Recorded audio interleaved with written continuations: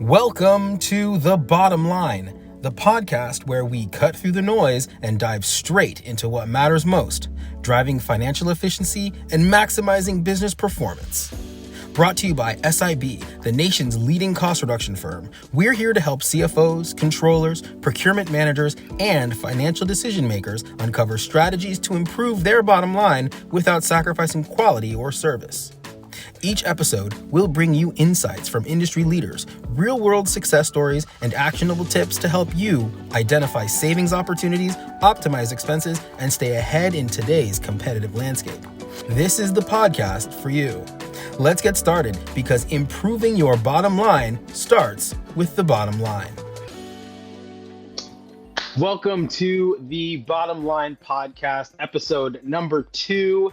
With your host, I'm Ben Daniels, and my co-host, Yoni Mazur.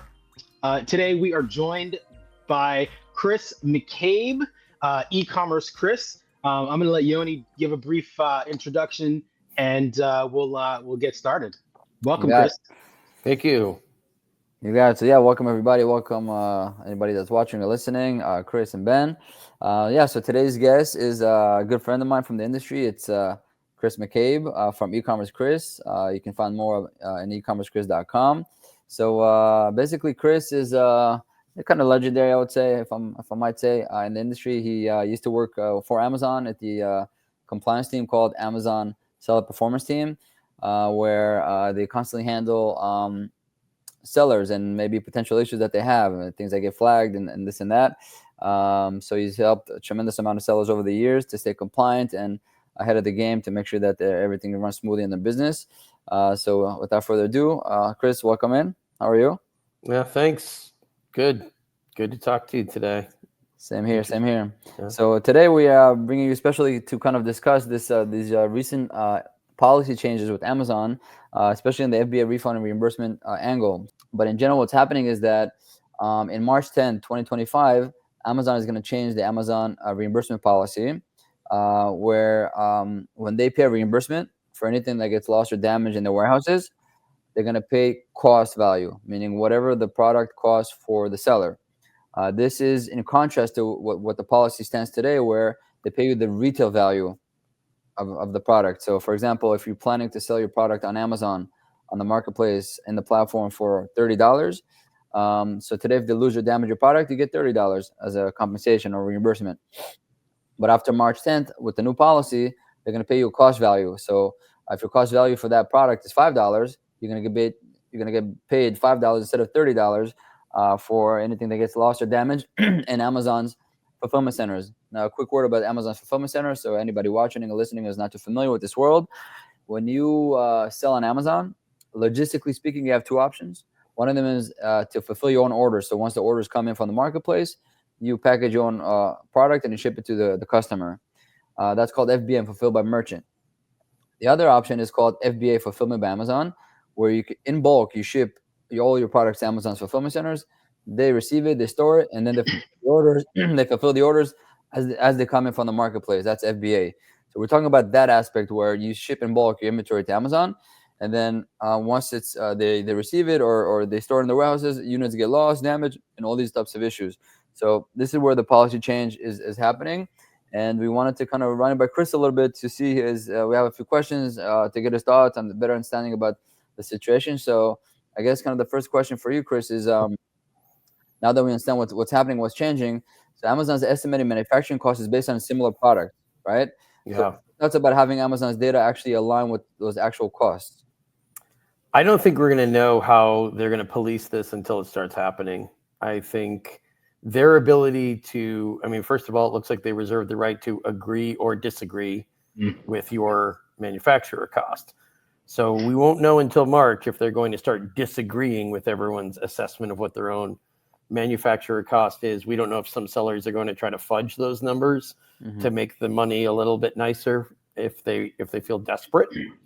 But whether it's you get to decide your own manufacturer cost or Amazon wants to weigh in and give you their 2 cents on what that cost is, we have no idea until it happens. They're not really saying much beyond what's in those written announcements, So Chris, Yeah. Just coming from outside of the Amazon FBA world, I mean, what is the crux of the problem, and how bad is it for the independent FBA person?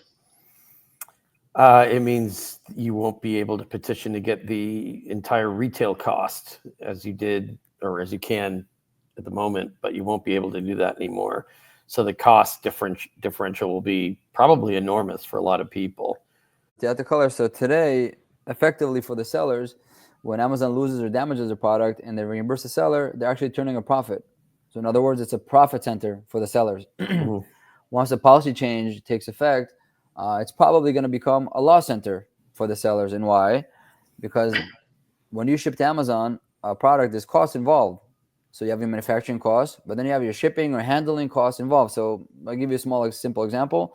If I'm going to ship $1 million worth of cost inventory to Amazon's fulfillment centers from China, I'm shipping a few containers, and they lose $1 million worth of inventory. I'm going to get $1 million back. But the problem is it cost me like $100,000 to deliver it to Amazon, right? I got custom duties, handling, administration. I might even be paying interest on that $1 million, or maybe I took a loan. So all of a sudden, I got my $1 million, but I'm down $100,000. So it It's becomes all a that loss center. sunk cost, all the sunk cost that you've already spent. That's right. In your business, even before you sell the product number one.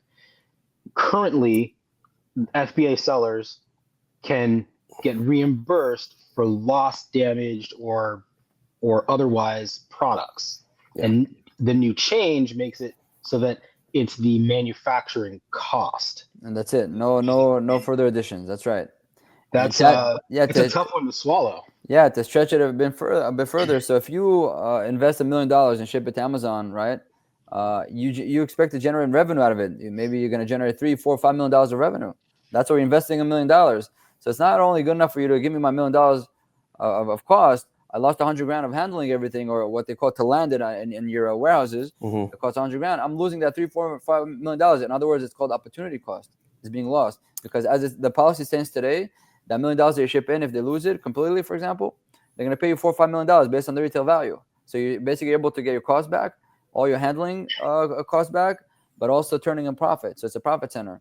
So that's why this change, I would say, on a financial level, it's probably dramatic. It's a pendulum swing for the sellers. Might be a bit dramatic. So and also it's going to create all these layers of bureaucracy or handling, because the way that the game is going to be played is the following.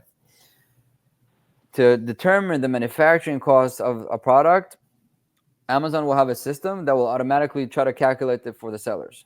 So if that calculates it right, okay, bingo, that's great.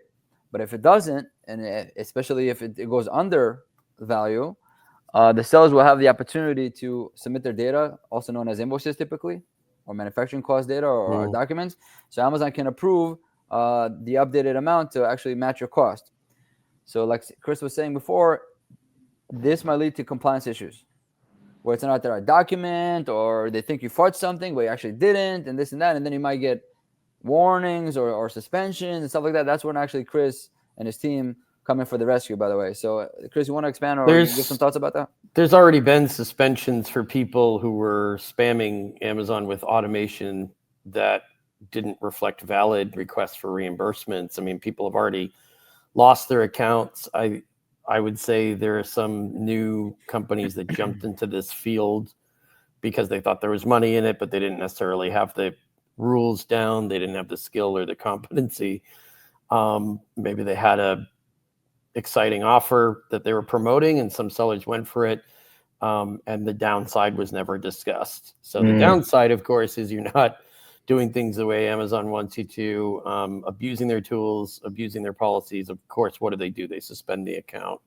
So we did work with some sellers where we essentially had to say, we worked with these people. We didn't vet them appropriately. We shouldn't have done business with them. We terminated them. They're off of our account. They're not involved in our business anymore. And then documentation proving that you've severed all ties to a service like that. Which in those days, 2024, they would accept it. I don't know March 2025 what's going to be considered acceptable and what's not. if you start trying to make your manufacturer costs look like some number that is different than what Amazon thinks it is.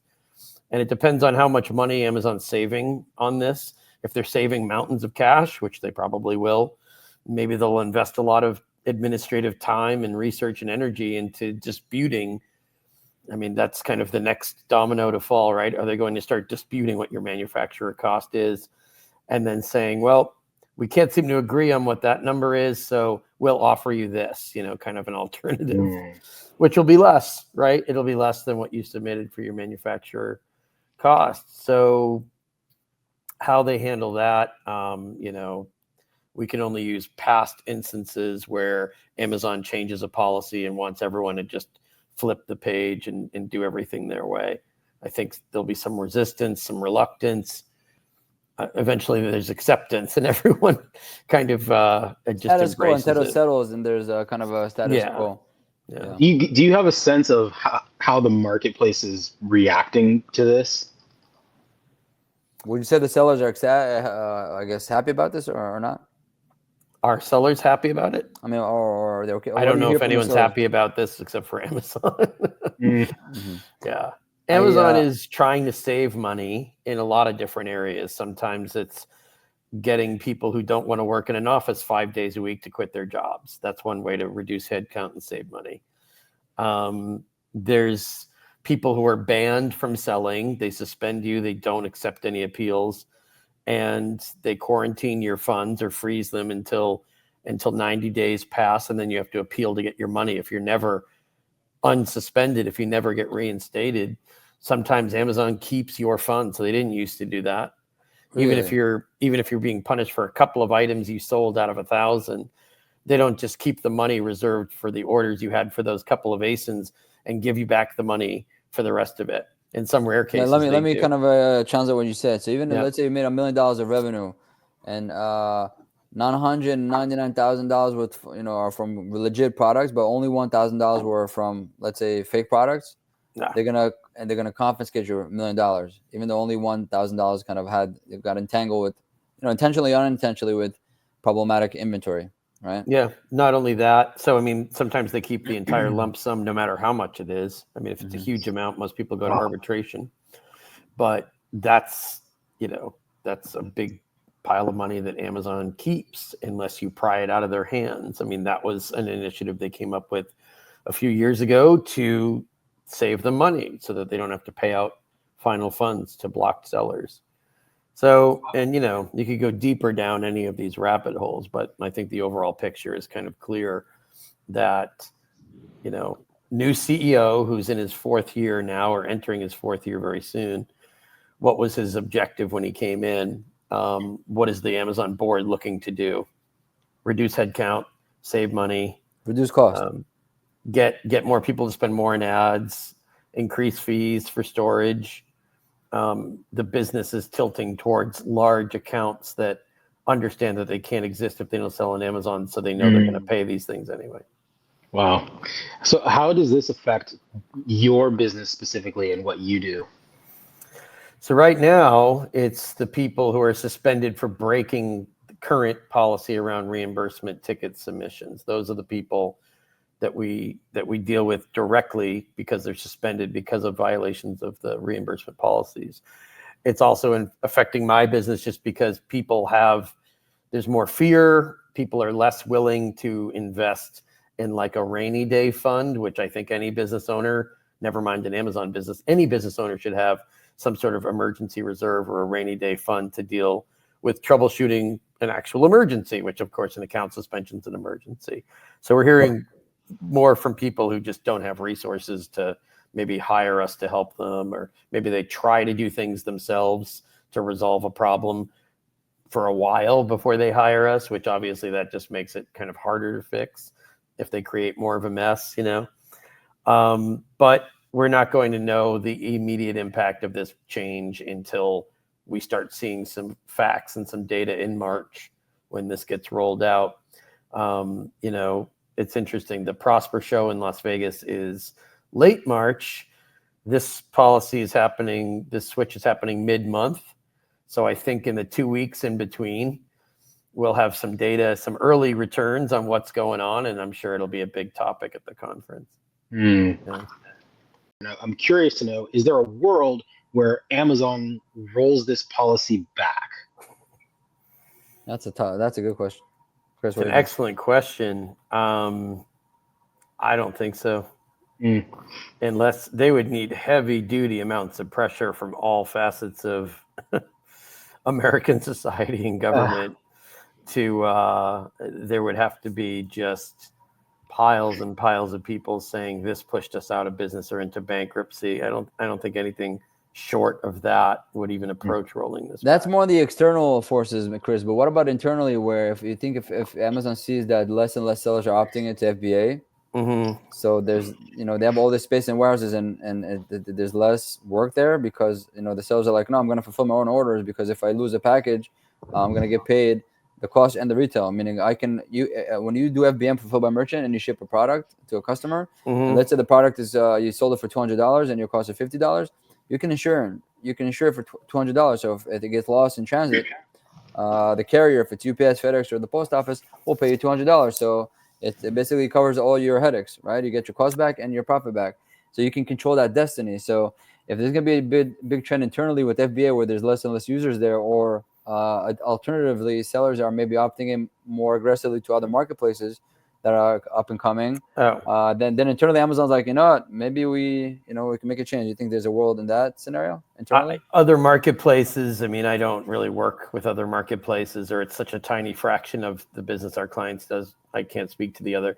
There's two reasons why you can't just easily dump FBA.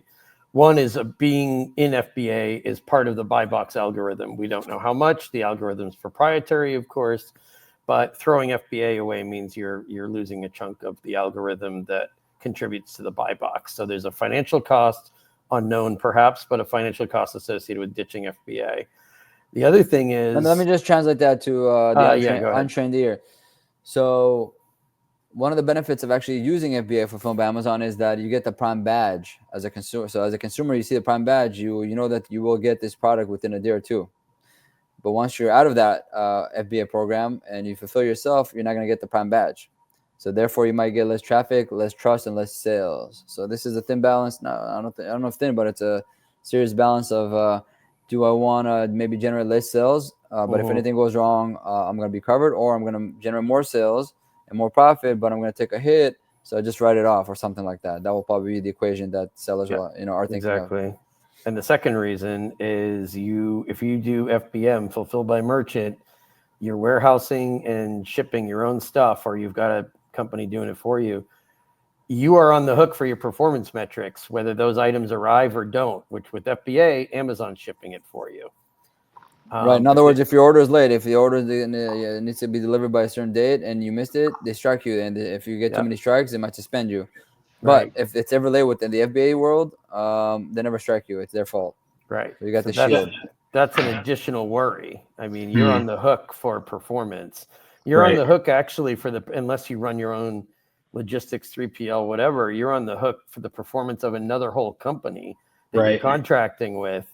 So you're putting some or a lot of the fate of your performance on Amazon in someone else's hands. Yeah. So that's, you'd have Whatever to really happened to Deliver, Chris? I remember there's a big thing called Deliver. Did they ever? And Deliver was I guess a platform where they say, hey, you can send us all your inventory and we're gonna fulfill it anywhere you need. It's basically its own external FBA. It came with a big bang and promise, but I don't know whatever happened to that. So wasn't Deliver acquired by some other company? I think Flexport, but I don't know if they still have this model where you can ship in bulk and then they can fulfill it really quickly into other channels. Yeah, I don't know, but Amazon definitely has this massive moat with this 140 warehouses all around the world, very close to all consumers and fulfilling orders like machines. Yeah, Ben? I think people aren't going FBM from FBA in large numbers. Then you have to worry about getting condition complaints. The item wasn't packaged properly; it arrives damaged. You get negative feedback from that buyer. Those are things a lot of these people forgot about. People all forgot about because Amazon took the load on FBA. They haven't. You have to go back to worrying about that. You have to go back to having some sort of support / customer service person who's going to be able to answer queries that are about damage or kind of nitpicky stuff, which I think all of us know Amazon buyers love to be nitpicky about lots of things. Definitely. So what I'm hearing is like net, the FBA solution, even though there will be this decrease in the reimbursements, it's still potentially better than if you were doing fulfillment by merchant and doing it yourself because of those additional tools there that are built into the FBA platform. And so even though the repayments are decreasing, it still might be worth it to you to leverage the FBA process and platform rather than incurring all that additional cost and risk. And so it seems like people may just have to bite the bullet. Typically, that's how this type of thing winds up. Yeah, I think so. I agree. Yeah, it is hurting business. I mean, some people will have fewer resources to invest in new launches of new products, which means less revenue through their Amazon business this year or next year. So, I mean, in the long run, it does negatively impact sales and Amazon's commissions because they're doing these types of things. So that doesn't get discussed as often, you know. Really What's the payoff or lack thereof on the back end when you do stuff like this? Well, you restrain people's budgets. What do you think the payoff is? The payoff is less product being made. Maybe there's an accessory you could be making and adding to your offering for a current successful ASIN or product right now. So we're saying on the macro level, it might be a contraction of the catalog expansion because Amazon really one of its objectives is constantly expand the offering on the platform, and they have a slogan called "the largest catalog on earth."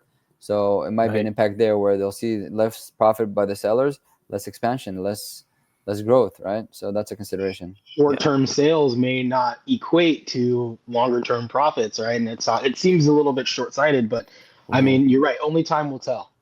Only time, yeah. It'll be interesting times.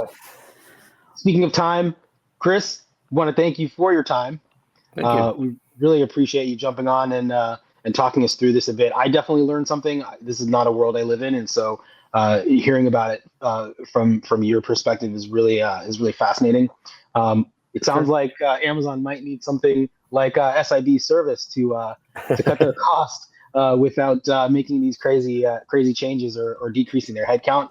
But hey, they need to call us, and we'll help them out. Thank you so much, Chris. Again, thank you everybody for listening and watching. Until next time, take care, everybody. Thanks, y'all. Bye.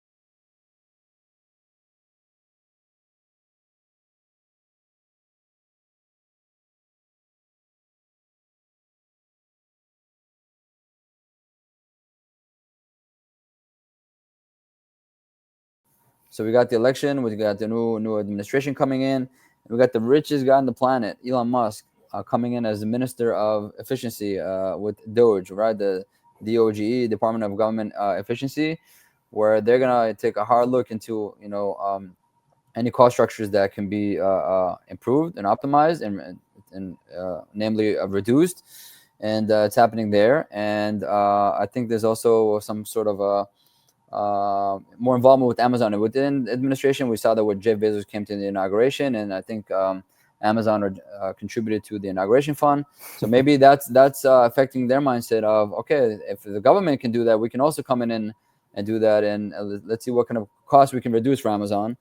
And that might happen in many other corporate America, enterprises. But I'm gonna give a shameless plug to the ship. I mean, I was about to say shipper, but SIB, where the government might have its resources to create this with the richest guy in the world. But if you're an enterprise or a business that you don't even know where to start with the cost savings and cost reduction, SIB is that answer where we can come in and look at all your cost structures, from the Amazon side to transportation to telecom to waste management to water bills. We come in and see inefficiencies and get that cost reduction. So if the government can do it and Amazon can do it, everybody can do it because there's help out there. So feel free to reach out for that. But yeah, it's pretty phenomenal how this is the era of cost reduction. Can you believe it, Ben? Yeah, and efficiency. Yeah, I mean, so there were two things that come to mind. I think it more than just a rainy day fund. You need to have a firm understanding of what you're spending, and you also need to have a tool or an expert that can help you understand where you might be able to save. Right. So that's like point number one. But my second question is really around something that you had said earlier